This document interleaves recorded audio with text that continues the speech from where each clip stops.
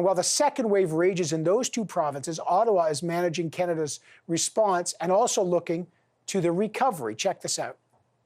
With working people. Will the Prime Minister tax the excess profits made by wealthy corporations off the pandemic? Here we recognize the extraordinary frontline workers like Jennifer who every day help keep food on our shelves, keep our economy rolling even in the most difficult moments of the shutdown. That is why we stepped up on supports for workers, for small businesses, for families, and we will continue to work to ensure that we're supporting Canadians through this pandemic and beyond. In regards to the wealthy, first thing we did was raise taxes on the wealthiest 1% and lower them for the middle class. Unfortunately, the NDP voted against that initiative. So NDP Leader Jagmeet Singh says, here's what I want to see. I want to see the government not only crack down on the wealthiest Canadians to help cover the cost of the pandemic, but on a super wealthy tax. What does it actually mean? Well, they want measures like a 1% annual wealth tax on families with fortunes over $20 million. They want closing loopholes, eliminating tax havens, getting big web giants like Google and Facebook to pay their share. Now, this is stuff that they talked about in the campaign, but will this be their next demand from the Liberals in order to support a potential Liberal budget? Let's find out. Mr. Singh joins us now, the NDP leader. Good to see you, and I hope you and your loved ones are well in this just weird and tough time. Okay, just explain to people, let's just focus on the one thing. This tax on the super rich, people with fortunes over $20 million bucks. Explain how that would work. Well, we've got two of them. That's something we talked about before.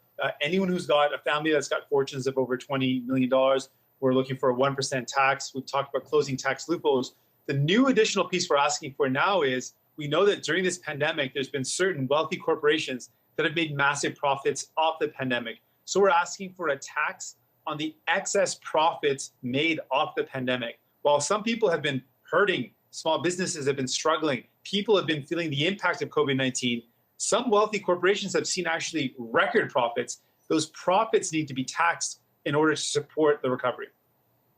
Well, how would you do that? And first of all, some companies are making money not because they're gouging people, but because their services are more in demand, maybe because people are staying home.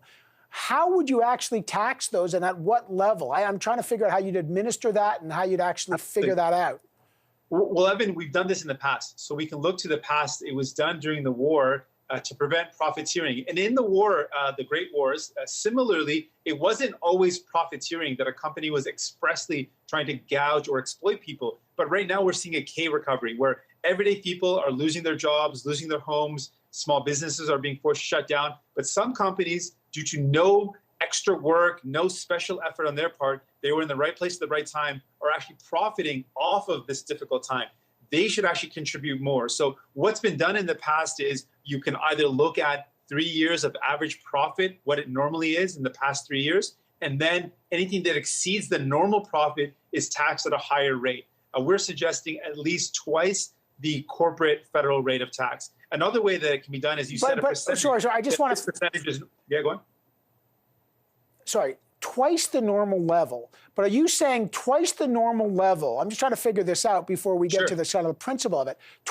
Is this a marginal tax rate? In other words, a regular tax rate up to what they used to make as an aggregate of 3 years, and then on the extra a twice percentage, or just doubling it overall? What exactly does it mean?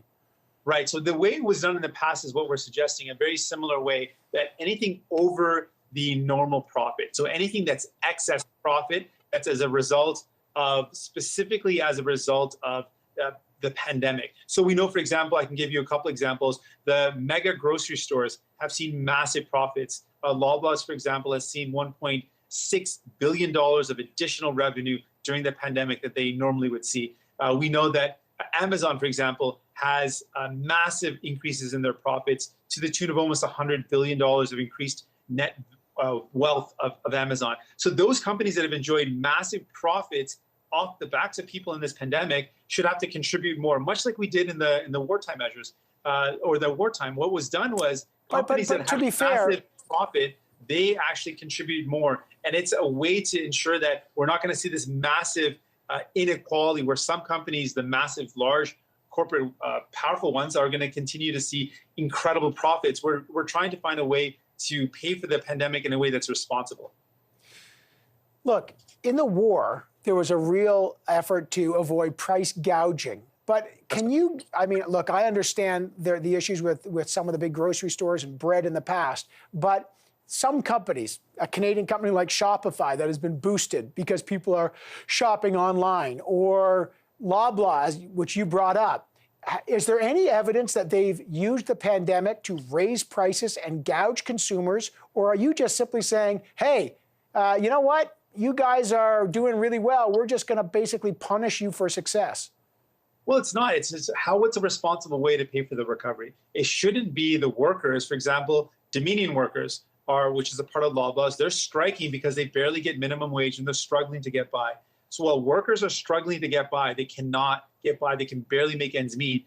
At the same time, the company that they work for is enjoying massive profits. A way to make some more fairness and justice into people's lives is say, if you're making a profit in this pandemic, then yeah, you've got to contribute a bit more. You've got to contribute more to the recovery that we're all facing right now. But those who are doing better, those who are better off, should be contributing more. And that's why we're asking the ultra wealthy corporations that have enjoyed massive profits in the pandemic to contribute more, much like we've done in the past. Okay. It will help us create a more just recovery, a fair recovery. How much? I mean, look, you know you're going to get questions about flight of capital. Companies will say, great, I finally make money in Canada, and now they double my corporate tax rate. I'm gone. This government just paid, and the Ontario government, $600 million in Ford to convince them to stay and hire. Doubling their corporate taxes may have the opposite effect. But how much can you assure people there, A, won't be a flight of capital, and B, how much could this raise in taxes?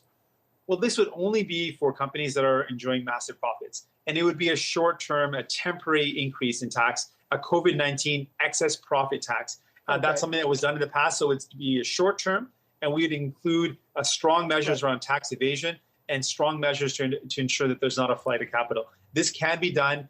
It's something we need to do, and it is a way for us to have a recovery where everyone can actually be supported.